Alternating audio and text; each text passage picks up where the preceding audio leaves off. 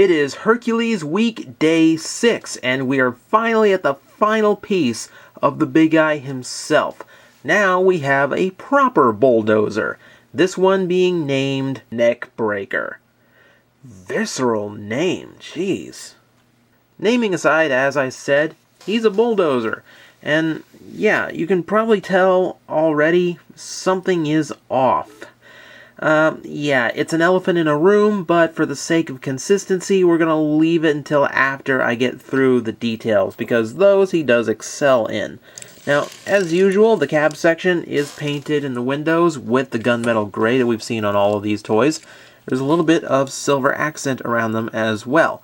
And of course, on the top, you do have the red and yellow lights, as all of them have had so far, even a little bit of silver underneath that front window. On the front, 4 red lights beaming forward, huge silver grille, a little bit of black tracing along these hydraulics, and a little bit of silver all throughout here. A little bit here, a little bit here, a little here, and 2 little red lights right there on the front. Same on the other side as well. You can also see a little bit of silver tracing around that peg hole. So plenty of paint apps on this guy, and all in little spots, bringing out little tiny details that would otherwise go unnoticed. That part of him I actually do quite like. Now we get to the downsides. Unfortunately, the toy was not assembled correctly, or in some way not designed properly. It's hard to tell which it was.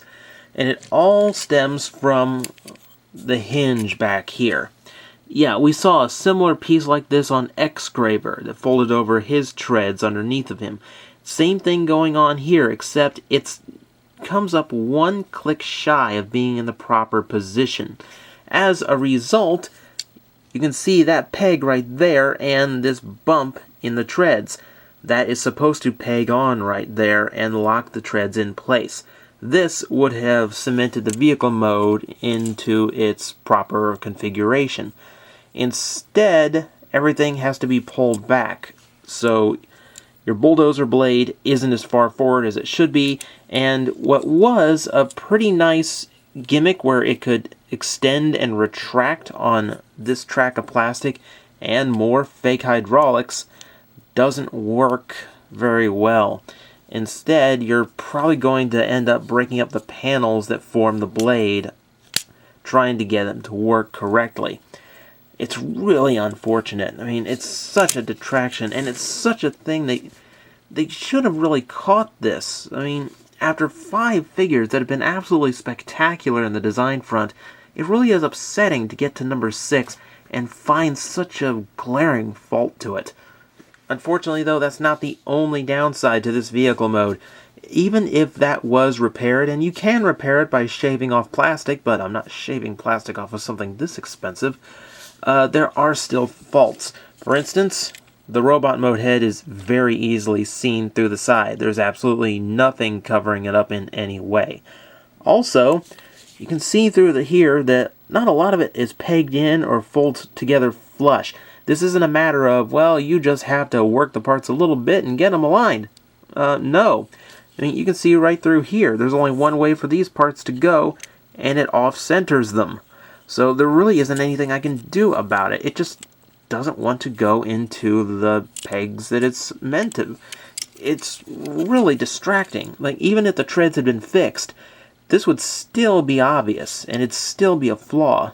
And yeah, we're not done, believe it or not, because, of course, the big thing you probably noticed by now, yeah, that's Hercules' other hand, and it just sits there. It doesn't really look like anything. It doesn't form any component like it does on Excraver.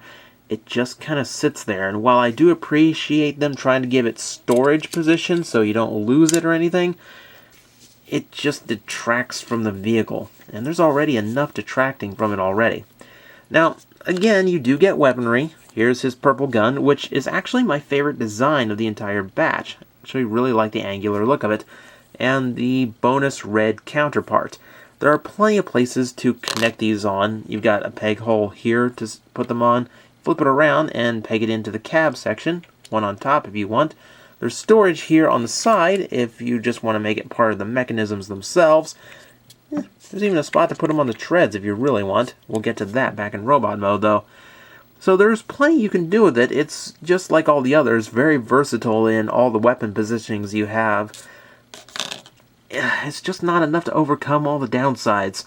Like, it sucks. Like, I really want to love this vehicle mode, because there's still a lot of really great design work going into it. But a few missteps have led to a lot of problems that should have been caught. I'm really hoping that the eventual re-release of this toy has a lot of this corrected, because I really want to see this vehicle mode correctly done. So let's get away from this now, because I'm going to talk it to death. Let's get to robot mode.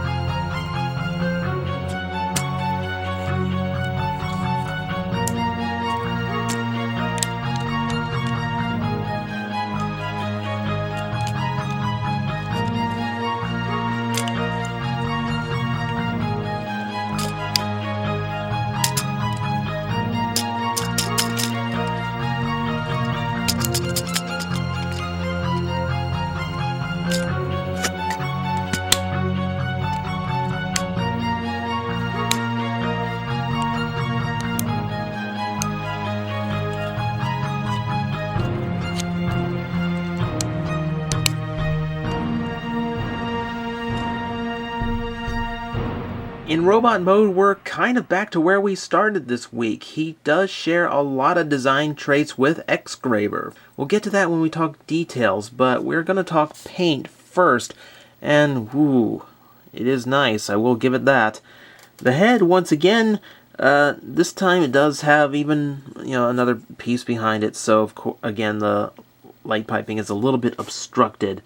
And he's got more head things this time. They're not triangular. These, I will give you, look like binoculars, but, they don't fold down, so that's not what they are. It's his forehead, so I still don't get it. The chest, well, the molding is vaguely resemblant of a Decepticon logo, but I'm sure that's just a coincidence. I mean, after all, they left two parts unpainted, so it can't possibly have anything to do with a licensed Hasbro. But moving on, we have these abdomens, which again, we have silver pipe abdomens. The midsection, a lot of little black traces to go along with that exposed hinge. Blends it in very nicely, actually. A little bit of striping along here. You can see a little bit of the detailing from vehicle mode has gone into adding a little bit of character to the robot. A little bit of silver there on the forearm. And, well, yeah, again, the legs, just like Excraver, you can't really do anything with them. They pretty much look exactly like they did in vehicle mode. Now, I want to get something across here. You see how these legs are? This is how it came in package, with the scoops folded up to be feet like this. However, before we really get into articulation and extra detailing, I'm going to show you that there are other ways you can use this. For starters, you can rotate this up and cap it at the top. This will allow you to actually bring down the feet, which, again, look exactly like Excravers, and they move the same way, too. They're geared together, so when one moves, so does the other. And you can even see this is probably intentional because his feet have been painted. This does limit the articulation considerably. Since this scoop comes up, the knee generally doesn't want to work, and when you position it for the knee to work, scoop comes forward and looks hideous. To keep it over, it takes a constant adjusting, limits the posability, and overall, while it's nice they gave you the design choice and the option, I don't prefer it.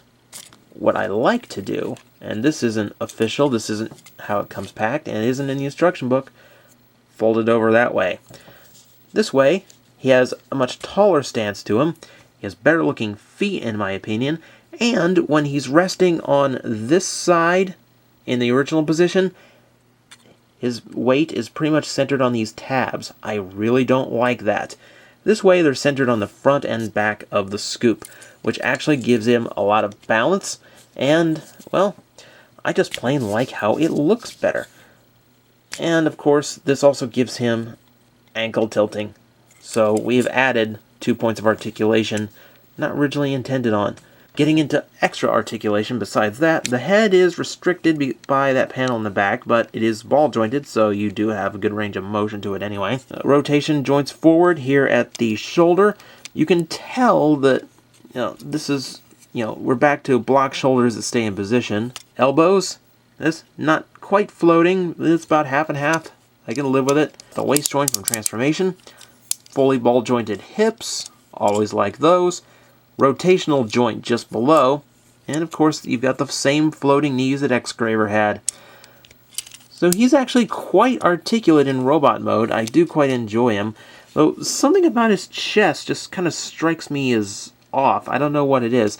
I don't feel like these go out far enough. Like if his shoulders were wider, they'd look a little bit more natural. As it stands, it's a little off-putting. And while X-Graver still had the same flat torso shape with a chest panel on him, I feel like Neckbreaker doesn't pull it off quite as well, probably due to them wanting to narrow his waist section here. For accessories, once again, we bring back the handguns, which of course you do have two of still. One of them didn't disappear in mid-transformation. Now, you've got the storage points here. It doesn't really look good.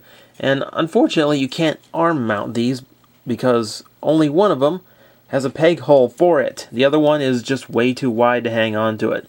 So you can have one arm-mounted gun. You can combine them together. That's always nice. Or you can use what surprised me, the ball joint. See, ball joints need that little hole in them to work properly sometimes, and this could actually be used as a holster. You have a gunslinger here. The only thing stopping it from looking really nice is having a peg on the side where it can just kind of peg in and the handle can be in the proper position for a holster. This actually makes me really like him a lot more. X-Graver can do it too, and his gun doesn't have the side peg to make it work perfectly either. And for those who are mostly interested in the Neckbreaker review and didn't go see the previous videos, his box will also include one of these.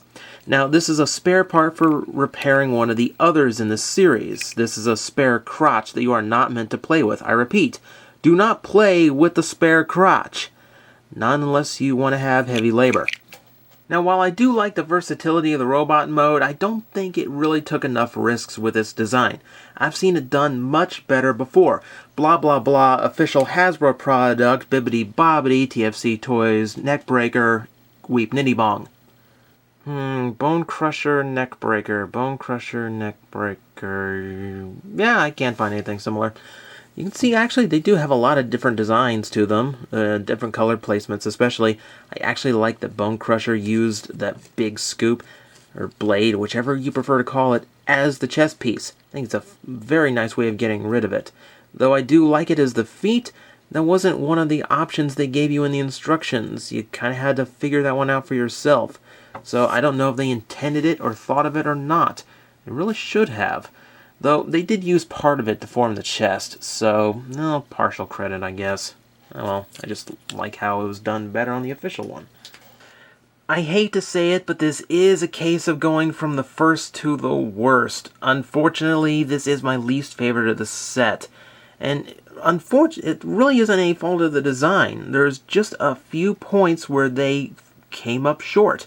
I don't know if it's a molding or assembly error. I don't know if it's a miscalculation. Whatever it is, it so detracts from the vehicle mode that it really does rob this toy of what it could be. The robot mode, I think, comes out fine. I mean, it still looks okay, though I think it could have looked a little bit better. The articulation's really nice, and I do really like the versatility you have in the leg transformations. Still, when dealing with a set like this, you knew eventually one of them would be the worst of the batch that you just have to get just to complete the series. And unfortunately, it is Neckbreaker. As of this video, these things are due for re-release this month, and I sincerely hope the problems have been corrected. As evidenced by the spare crotch, they have been very good at fixing their mistakes in the past. And speaking of, that is 6 reviews of this series in my past. There is only one place to go from here. Up, up, and up. Tomorrow, the week is over, and so is the wait. We assemble Hercules.